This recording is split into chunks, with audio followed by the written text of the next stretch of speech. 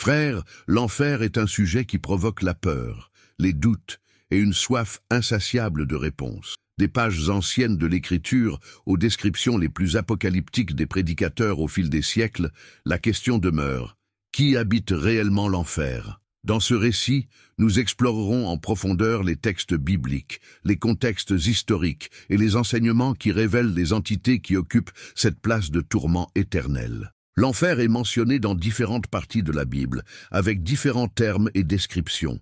Dans l'Ancien Testament, le terme le plus courant est « Sheol », un lieu de ténèbres où habitent les morts. Déjà dans le Nouveau Testament, on retrouve Hadès, Géhenne et lac de feu.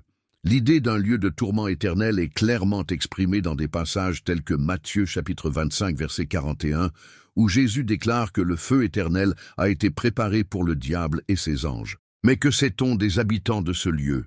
Selon Apocalypse chapitre 20 verset 10, le diable sera jeté dans l'étang de feu, où seront déjà la bête et le faux prophète. C'est un point de départ crucial pour notre voyage, car il nous montre que l'enfer est habité avant tout par des entités spirituelles rebelles. Pour comprendre les habitants de l'enfer, il est essentiel de revenir sur l'un des événements les plus sombres et les plus intrigants de l'histoire spirituelle, la chute de Lucifer et des anges qui l'ont suivi dans la rébellion contre Dieu. La Bible, au fil de ses pages, nous offre un aperçu de ce moment dramatique qui a façonné le destin de ces entités et mis en lumière la finalité de l'enfer. Isaïe chapitre 14, versets 12 à 15, décrit Lucifer comme l'étoile du matin, un être d'une beauté et d'une puissance extrême qui a osé défier le Très-Haut. Il déclara: « Je monterai au ciel, j'élèverai mon trône au-dessus des étoiles de Dieu.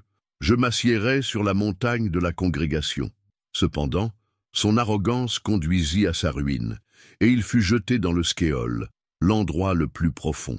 Ézéchiel chapitre 28, versets 12 à 17, complète cette description, présentant Lucifer comme un chérubin oint, parfait en sagesse et en beauté, qui vivait en Éden avant sa chute. Son orgueil lui fait oublier que toute sa gloire lui a été donnée par Dieu, et sa rébellion aboutit à son expulsion du ciel. Mais Lucifer n'est pas tombé seul. Apocalypse chapitre 12, verset 4, suggère qu'un tiers des étoiles du ciel, entendues comme des anges, ont été emportés avec lui. Ces anges, maintenant connus sous le nom de anges déchus, ont rejeté leur position céleste et ont rejoint la rébellion. Jude chapitre 1, verset 6, nous informe que beaucoup de ces anges n'ont pas gardé leur domination, mais ont abandonné leur propre maison, et sont maintenant liés dans des chaînes éternelles, dans les ténèbres, jusqu'au jugement du grand jour. Une interprétation fascinante de cette prison se trouve dans le chapitre 6 de la Genèse, versets 1 à 4, qui raconte comment certains anges sont descendus sur terre, ont pris des épouses humaines et ont engendré une race hybride connue sous le nom de Néphilim. Cette union illicite a non seulement corrompu la création divine, mais a également représenté un acte de rébellion directe contre le plan de Dieu.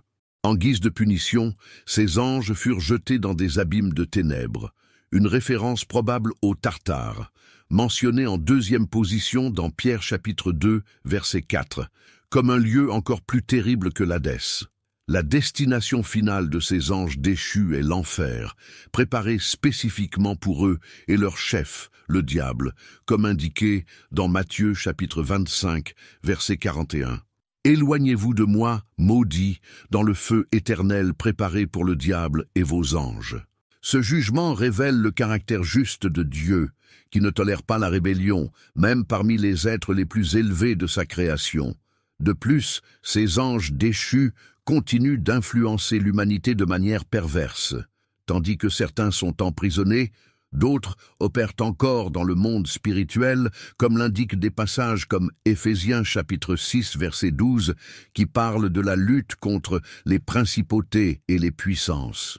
Pourtant leur sort est scellé.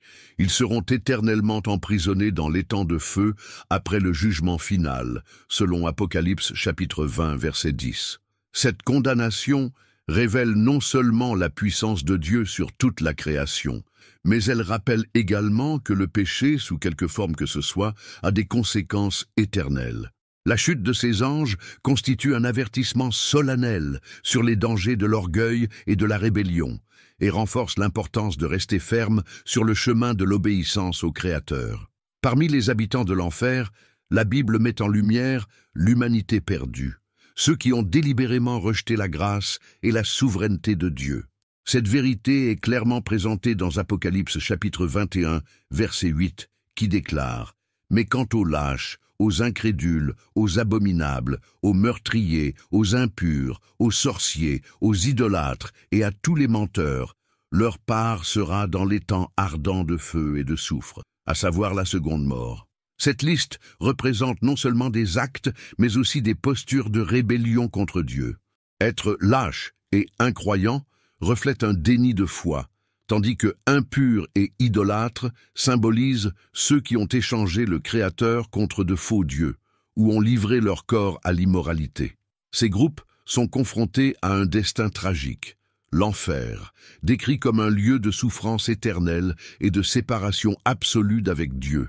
Un exemple frappant du sort des perdus se trouve dans la parabole de Jésus, dans Luc chapitre 16, versets 19 à 31, où il raconte l'histoire de l'homme riche et de Lazare. Dans ce récit, l'homme riche, qui vivait dans le luxe et l'égoïsme, meurt et se réveille tourmenté dans l'Hadès, tandis que Lazare, un homme pauvre et pieux, est emmené dans le sein d'Abraham, un lieu de réconfort. Le riche, désespéré, réclame une goutte d'eau pour soulager ses souffrances et tente d'avertir sa famille du danger auquel elle est confrontée.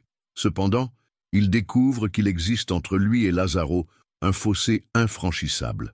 Cette histoire nous enseigne des vérités profondes sur l'enfer. Premièrement, le tourment n'est pas seulement physique, mais aussi spirituel et émotionnel. Le riche éprouve une pleine conscience de sa perdition et de ce qu'il a perdu, la communion avec Dieu et la paix éternelle.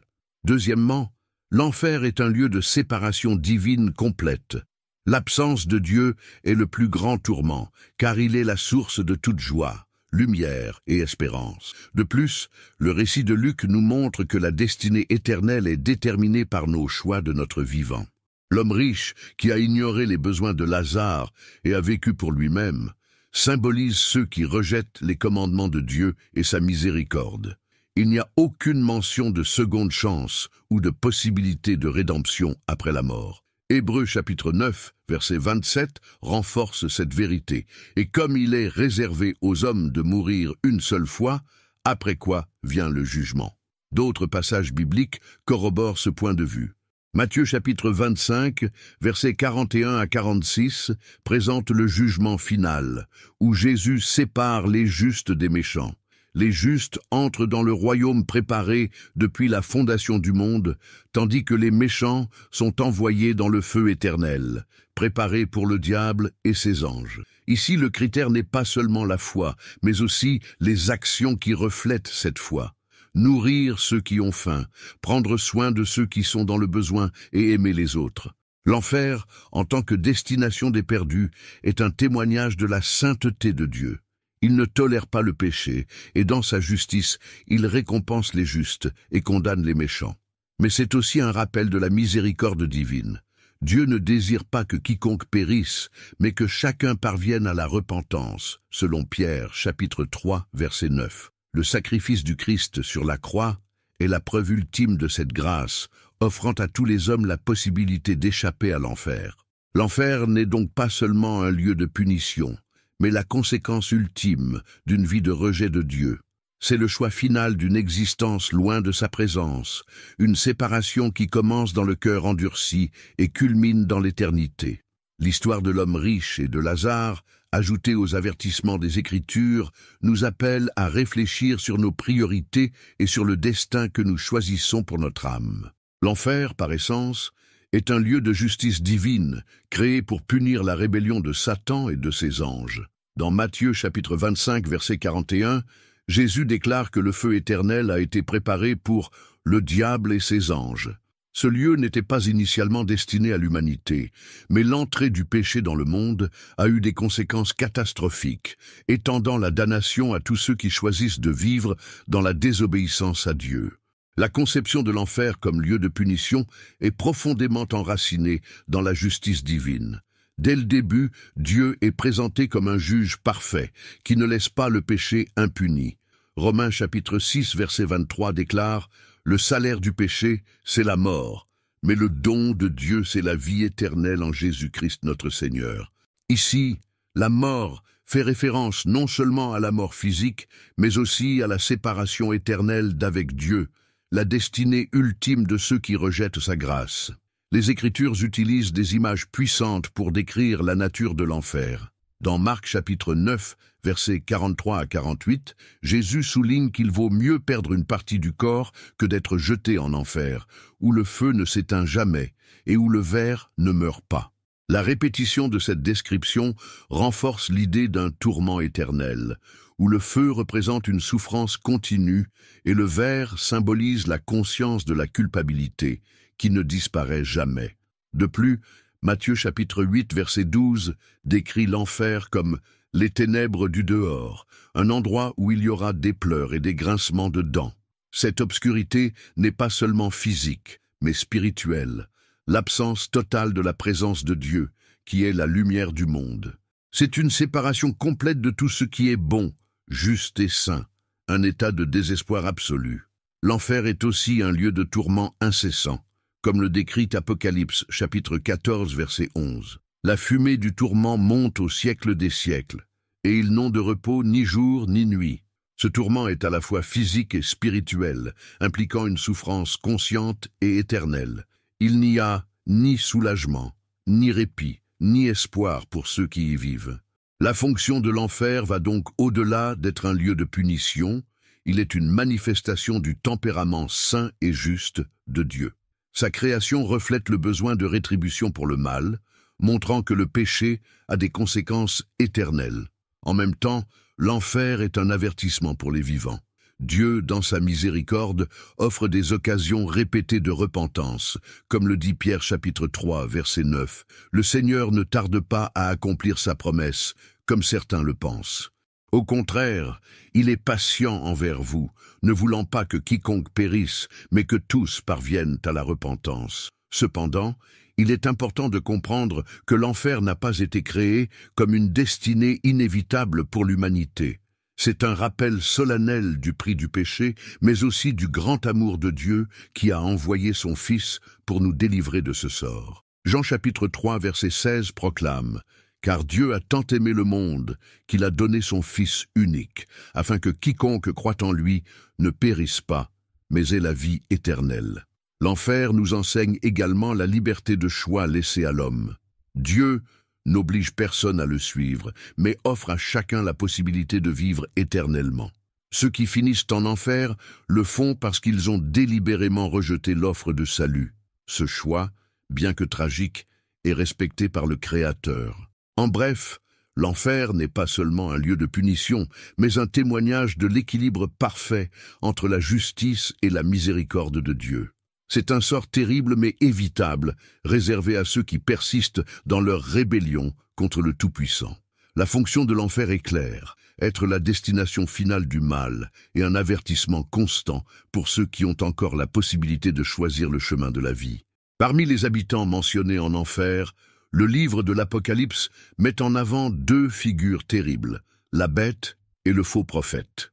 Ces personnages ne sont pas seulement des symboles de rébellion contre Dieu, mais des personnifications du pouvoir corrompu et de la tromperie démoniaque qui domineront le monde dans les temps ultérieurs. Dans Apocalypse, chapitre 19, verset 20, il est écrit « Mais la bête fut capturée, et avec elle, le faux prophète qui avait accompli des miracles en son nom. Par ces signes, il avait trompé ceux qui avaient reçu la marque de la bête et adoré son image. Tous deux furent jetés vivants dans l'étang de feu brûlant de soufre. » Ces chiffres représentent le comble de l'opposition au gouvernement divin. La bête, mentionnée dans Apocalypse 13, apparaît comme un dirigeant mondial doté d'un pouvoir extraordinaire, soutenu directement par Satan. Il cherche à dominer les nations, exigeant un culte et une loyauté absolue à travers la marque, symbole de soumission totale au système antichrétien. D'un autre côté, le faux prophète agit comme son allié spirituel, accomplissant des signes miraculeux pour tromper les masses et consolider l'idolâtrie autour de la bête. La condamnation de ces personnages à l'étang de feu est une démonstration claire que, quel que soit le pouvoir et l'influence qu'ils possèdent, personne n'est au-dessus de la justice divine. Leur destruction est immédiate et définitive, contrairement aux autres habitants de l'enfer qui attendent le jugement final. Ils sont jetés vivants dans l'étang de feu, sort réservé aux plus grands ennemis de Dieu. L'étang de feu, décrit dans l'Apocalypse, est la destination finale de tous les méchants, mais la bête et le faux prophète sont les premiers à l'habiter. Ce fait souligne la gravité de leurs crimes, car non seulement ils ont rejeté Dieu, mais ils ont également conduit des milliards de personnes à suivre le même chemin de perdition. Apocalypse chapitre 14, verset 11, renforce la sévérité de leur châtiment. La fumée de leur tourment monte pour toujours et à jamais. Il n'y a de repos, ni jour, ni nuit, pour ceux qui adorent la bête et son image, ni pour ceux qui reçoivent la marque de ton nom. La présence de la bête et du faux prophète dans l'étang de feu illustre la victoire finale de Dieu sur le mal. Ces personnages s'étaient représentés comme invincibles et indestructibles. Mais au moment du retour du Christ, leur défaite est totale. Apocalypse chapitre 19, versets 11 à 16, décrit Jésus, le roi des rois, monté sur un cheval blanc, à la tête des armées célestes. Sa simple parole suffit à détruire les armées de la bête et sceller le sort de ces deux personnages. Le récit du faux prophète et de la bête constitue un puissant avertissement pour l'humanité. Elle révèle comment la tromperie et l'idolâtrie peuvent conduire des multitudes en enfer. À travers leurs actions, nous apprenons que le péché n'est pas seulement individuel, mais qu'il peut se propager à travers des systèmes corrompus, des dirigeants charismatiques et des idéologies qui s'opposent au plan de Dieu. Ces chiffres démontrent également que derrière la tromperie humaine se cache une influence spirituelle maléfique. Éphésiens chapitre 6 verset 12 nous le rappelle, car notre lutte n'est pas contre la chair et le sang, mais contre les dominateurs, contre les puissances, contre les princes de ce monde de ténèbres, contre les esprits méchants dans les hauts lieux. La bête et le faux prophète sont des instruments directs de Satan, mais leur condamnation réaffirme qu'en fin de compte, le mal sera vaincu et Dieu triomphera. Par conséquent, la présence de la bête et du faux prophète dans l'étang de feu est un rappel solennel que le jugement divin est inévitable. Peu importe l'ampleur de la rébellion ou l'ampleur de l'influence du mal, la justice de Dieu prévaudra. Ces chiffres sont des exemples définitifs selon lesquels personne, aussi puissant ou influent soit-il, n'échappera au jugement de Dieu. Cette vérité devrait éveiller en nous un profond sentiment d'urgence, de chercher Dieu tant qu'il est temps et de résister à toutes les formes de tromperie et d'idolâtrie. Les démons, anges déchus qui ont suivi Lucifer dans sa rébellion, entretiennent une relation complexe avec l'enfer. Alors que certains sont déjà piégés dans des chaînes éternelles en attendant leur jugement, comme mentionné dans Jude chapitre 1 verset 6, d'autres continuent d'être actifs dans le monde, engagés dans une campagne incessante de destruction et de tromperie. Ils s'efforcent de détourner l'humanité de Dieu, favorisant le péché, l'idolâtrie et le chaos. Un récit frappant de l'activité démoniaque se trouve dans Marc chapitre 5, versets 1 à 20, qui raconte la rencontre de Jésus avec un homme possédé par une légion de démons. Cet homme vivait parmi les tombeaux, incapable d'être retenu par des chaînes, criant jour et nuit et se blessant avec des pierres. Face à Jésus, les démons ont supplié « Ne nous envoyez pas hors de cette région » Marc chapitre 5 verset 10, et ont supplié de ne pas être envoyés dans l'abîme Luc chapitre 8 verset 31. Cette supplication révèle que même les démons craignent l'enfer. La peur de l'enfer des démons met en évidence la sévérité de cet endroit. Il est la destination finale du châtiment, non seulement pour l'humanité rebelle, mais aussi pour les agents du mal eux-mêmes. Cet épisode nous rappelle également le pouvoir absolu du Christ, qui a l'autorité pour déterminer le sort de ces mauvais esprits. Bien que certains démons soient confinés, d'autres restent actifs, ce qui explique l'influence démoniaque observée tout au long des Écritures et de l'histoire humaine. Éphésiens chapitre 6, verset 12 nous avertit « Notre lutte n'est pas contre la chair et le sang, mais contre les principautés, contre les puissances, contre les princes de ce monde de ténèbres et contre les forces spirituelles du mal dans les lieux célestes. » Ces êtres maléfiques agissent de plusieurs manières, inciter au péché, promouvoir de fausses religions, répandre des mensonges et, dans certains cas, posséder des individus pour mener à bien leurs desseins. La possession démoniaque, comme l'illustre le cas de l'homme de Marc 5, est une manifestation extrême du contrôle spirituel. Cependant, l'influence démoniaque peut être plus subtile, conduisant les gens à se détourner de Dieu par le biais d'idéologies corrompues, de tentations et de tromperies apparemment inoffensives. Les démons utilisent leur pouvoir pour exploiter les faiblesses humaines, favorisant l'orgueil, l'avidité, la luxure et d'autres formes de péché. L'activité démoniaque se manifeste également dans la résistance à l'Évangile et dans la persécution des croyants. Dans Actes chapitre 16, versets 16 à 18, par exemple, un jeune esclave possédé par un esprit de divination suivit Paul et Silas, provoquant distraction et trouble.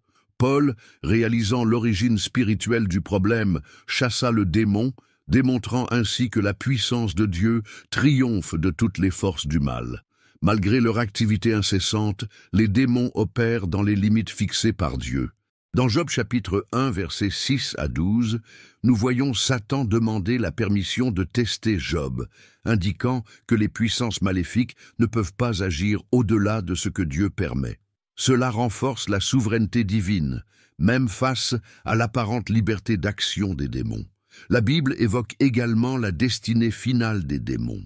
Dans Matthieu chapitre 8, verset 29, lorsque Jésus affronte deux hommes possédés, les démons demandent « Êtes-vous venus ici pour nous tourmenter avant l'heure ?» Cette question suggère que les démons sont pleinement conscients de leur inévitable damnation dans les temps de feu, mais qu'ils continuent de résister à Dieu jusqu'au bout.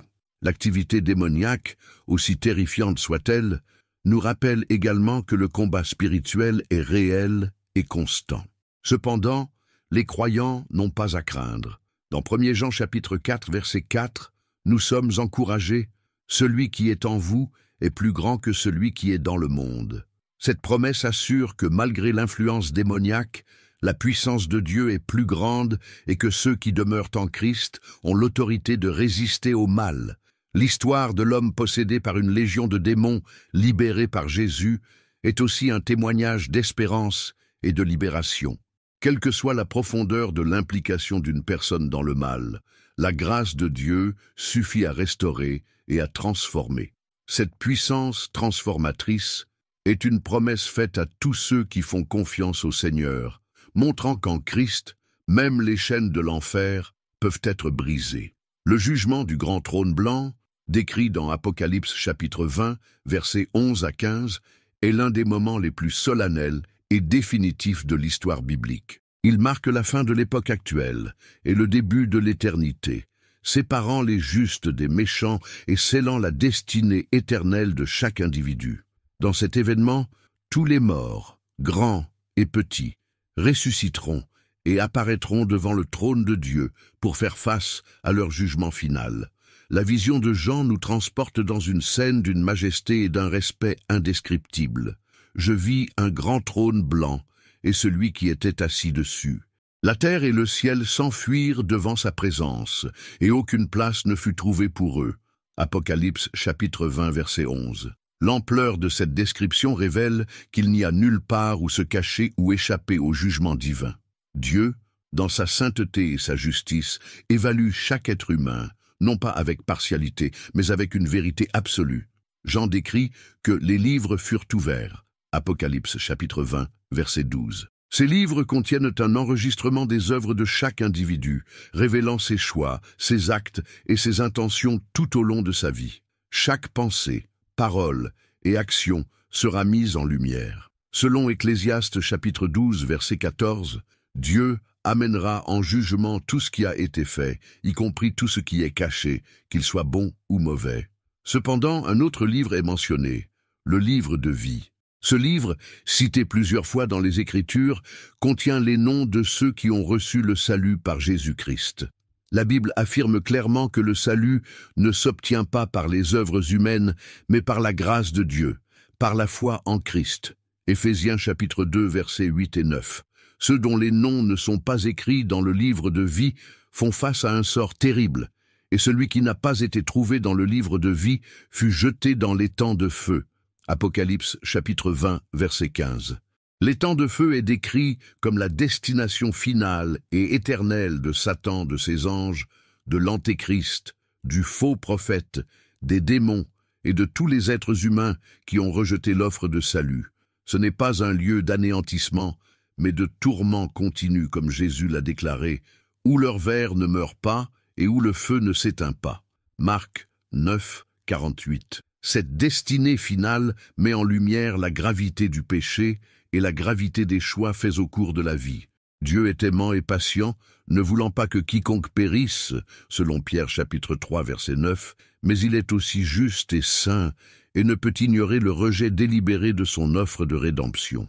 La Bible enseigne qu'il y aura 2 résurrections, une pour la vie et une pour la damnation. Jean chapitre 5 versets 28 et 29. Le jugement du grand trône blanc s'applique à ceux qui ont participé à la seconde résurrection, c'est-à-dire les méchants. Dans ce procès, il n'y a ni défense ni appel. La sentence est basée sur les œuvres enregistrées dans les livres, et principalement sur l'absence du nom dans le livre de vie. Face à cette scène, nous sommes appelés à réfléchir sur l'état de notre âme et sur le destin éternel qui nous attend. Le jugement du grand trône blanc n'est pas seulement un avertissement, mais aussi une invitation à la réconciliation avec Dieu pendant qu'il est encore temps. Jésus a déclaré « Je suis le chemin, la vérité et la vie. Personne ne vient au Père que par moi. » Jean chapitre 14, verset 6. C'est la seule garantie que nos noms seront dans le livre de vie. En fin de compte, le jugement final met fin à l'histoire humaine telle que nous la connaissons, menant à l'éternité. Pour les justes, une nouvelle ère de joie, de paix et de communion avec Dieu commence, tandis que pour les méchants, l'enfer devient leur demeure éternelle. Ce contraste profond entre les destinées éternelles souligne l'importance de rechercher Dieu sincèrement et de lui abandonner notre vie tant qu'il en est encore l'opportunité. Le concept de feu inextinguible est l'une des images les plus terrifiantes associées à l'enfer. Jésus a souvent utilisé cette expression pour décrire la réalité du jugement éternel. Dans Marc chapitre 9, versets 43 à 48, il prévient « Mieux vaut entrer dans la vie mutilée que d'aller, ayant les 2 mains, en enfer, au feu qui ne s'éteint jamais. » La répétition de la phrase « Là où ton ver ne meurt pas et où le feu ne s'éteint pas » renforce le caractère perpétuel et insupportable de la punition. Ce feu, bien que décrit en termes physiques, peut avoir une dimension spirituelle encore plus profonde. Certains érudits soutiennent que le feu de l'enfer est littéral, tandis que d'autres suggèrent qu'il est symbolique, représentant l'intense souffrance émotionnelle, spirituelle et psychologique causée par la séparation complète d'avec Dieu. Dans tous les cas, le tourment est réel et éternel, comme le dit Apocalypse chapitre 14, verset 11. La fumée du tourment monte au siècle des siècles. L'expression « séparation d'avec Dieu » résume l'essence du tourment infernal. Comme Paul l'écrit dans 2 Thessaloniciens chapitre 1 verset 9, les méchants seront punis d'une destruction éternelle et seront séparés de la présence du Seigneur et de la majesté de sa puissance. Cette séparation n'est pas seulement physique, mais spirituelle, privant l'individu de la source de toute lumière, bonté et vie. De plus, le feu inextinguible symbolise la justice implacable de Dieu. Il n'est pas arbitraire, mais juste. La punition est proportionnelle à la gravité du péché et au rejet persistant de sa grâce. Le feu ne consume pas complètement, mais perpétue la souffrance, montrant clairement que l'enfer n'est pas un lieu d'oubli ou d'anéantissement, mais de mémoire éternelle et de rétribution. La vision de l'enfer de Jésus incite toute l'humanité à considérer le sérieux de ses choix. Il n'a pas parlé de l'enfer pour effrayer, mais pour avertir et offrir un moyen de s'échapper par son sacrifice. La réalité du feu inextinguible nous rappelle que la miséricorde de Dieu est disponible maintenant, mais que sa justice sera définitive. Au fil des siècles, les théologiens ont débattu et réfléchi sur la nature de l'enfer, cherchant à comprendre ses implications spirituelles et morales. De grands penseurs tels qu'Augustin d'Hippone et Thomas d'Aquin ont contribué de manière significative à la compréhension chrétienne du sujet. Augustin, dans son ouvrage La Cité de Dieu, soutenait que l'enfer est un lieu de punition juste et éternelle pour ceux qui rejettent Dieu. Il considérait la souffrance en enfer comme une conséquence naturelle de la séparation d'avec Dieu, soulignant que les méchants choisissent ce sort en rejetant délibérément l'amour divin. Augustin croyait également que les feux de l'enfer étaient à la fois physiques et spirituels, destinés à punir le corps et l'âme des damnés. Thomas d'Aquin, dans son ouvrage monumental Summa Theologiae, a développé ces idées, soulignant que l'enfer est le reflet de la justice parfaite de Dieu. Selon lui, la souffrance en enfer est proportionnelle à la gravité des péchés commis. Thomas d'Aquin a également discuté de l'idée selon laquelle l'enfer n'est pas seulement un lieu de tourment, mais aussi de remords éternels. Il a décrit les damnés comme étant incapables d'éprouver du soulagement, car leur plus grande douleur serait la perte de la vision béatifique de Dieu, l'incapacité d'être en présence divine.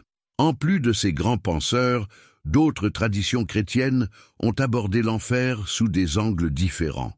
Certains soulignent sa nature littérale, tandis que d'autres explorent une vision plus métaphorique, y voyant un état de conscience ou une séparation spirituelle. Cependant, tout le monde s'accorde sur un point essentiel. L'enfer est un lieu de justice divine, où le péché est traité selon sa gravité. En réfléchissant à ces questions, il est important de se rappeler que le message central de l'Écriture n'est pas seulement un message de condamnation, mais de rédemption. Romains chapitre 3, versets 23 et 24 nous le rappellent, car tous ont péché et sont privés de la gloire de Dieu, étant justifiés gratuitement par sa grâce, par la rédemption qui est en Jésus-Christ. Les réflexions théologiques sur l'enfer mettent également en lumière la responsabilité humaine de répondre à l'appel de Dieu.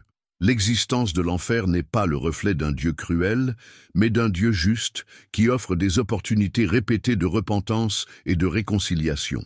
Comme l'écrit C.S. Lewis dans The Great Divorce, en fin de compte, il n'y a que deux sortes de personnes, ceux qui disent à Dieu « que ta volonté soit faite » et ceux à qui Dieu dit finalement « que ta volonté soit faite ». Ainsi, l'étude théologique de l'enfer sert de puissant rappel du sérieux de la vie, des choix spirituels et de la grandeur de l'amour rédempteur de Dieu qui désire que personne ne périsse, mais que tous parviennent à la repentance, selon Pierre chapitre 3 verset 9.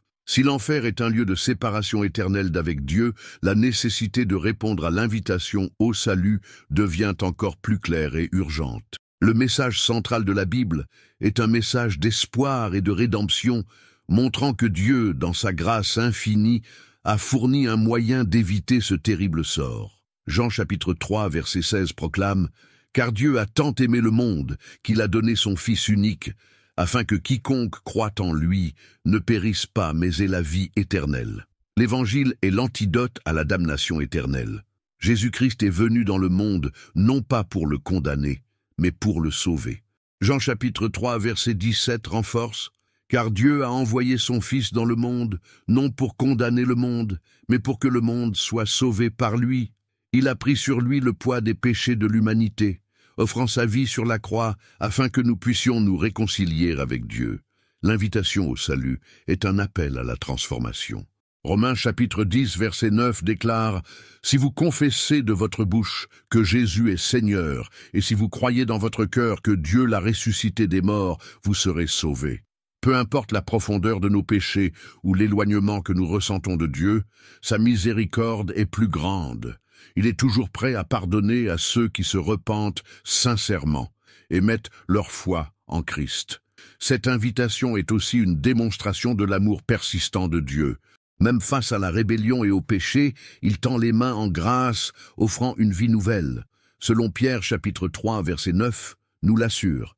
Le Seigneur ne tarde pas à accomplir sa promesse, comme certains le pensent. Au contraire, il est patient avec vous, voulant que personne ne périsse, mais que tous parviennent à la repentance. Le message final est donc clair. Tant qu'il y a de la vie, il y a des opportunités. L'enfer n'est pas une destination inévitable, mais un choix pour ceux qui rejettent l'offre divine. La porte du salut est ouverte maintenant, mais le temps d'y répondre n'est pas éternel. Jésus lui-même a averti dans Matthieu chapitre 7, versets 13 et 14. « Entrez par la porte étroite, car large est la porte et spacieux le chemin qui mène à la perdition, et beaucoup entrent par là. Mais étroite est la porte, et étroit est le chemin, qui mène à la vie, et rares sont ceux qui la trouvent. » Tout au long de ce voyage, nous avons vu que l'enfer est un lieu réel, habité par des anges déchus, des démons, le faux prophète, la bête et ceux qui ont rejeté Dieu. C'est un lieu de justice divine, où le péché et la rébellion reçoivent le châtiment qui leur revient. Cependant, l'enfer nous rappelle aussi la profondeur de l'amour de Dieu, qui a fourni une voie d'évasion à travers Jésus-Christ. L'enfer n'a pas été créé pour l'humanité, mais pour Satan et ses anges. Cependant, le péché et le rejet du plan de salut conduisent inévitablement à ce sort. Dieu, dans sa patience et sa miséricorde, offre à chacun de nous la possibilité de choisir la vie éternelle plutôt que la séparation éternelle. Le message de l'Évangile est clair, le salut est à la portée de tous. Jésus-Christ est le pont entre la perdition et la vie abondante. Il est le seul moyen d'échapper aux tourments éternels et d'entrer pour toujours dans la joie de la présence de Dieu. Prière finale. Seigneur Dieu Tout-Puissant, vous êtes saint, juste et miséricordieux. Nous reconnaissons que l'enfer est une réalité terrible, mais nous comprenons également que votre grâce est plus grande que n'importe quel péché. Aujourd'hui, nous nous rendons à votre appel, confessant nos péchés et demandons votre pardon. Guidez-nous sur le chemin de la vie éternelle et aidez-nous à vivre selon votre volonté, reflétant votre amour et votre lumière. Seigneur, nous demandons ceux qui ne te connaissent pas encore, que votre Saint-Esprit touche les cœurs endurcis, apportant le repentir et le salut. Puissions-nous être des instruments de votre paix, apportant votre message d'espoir au monde. Au nom de Jésus-Christ, qui a conquis le péché et la mort pour nous, nous prions et nous rendions nos vies.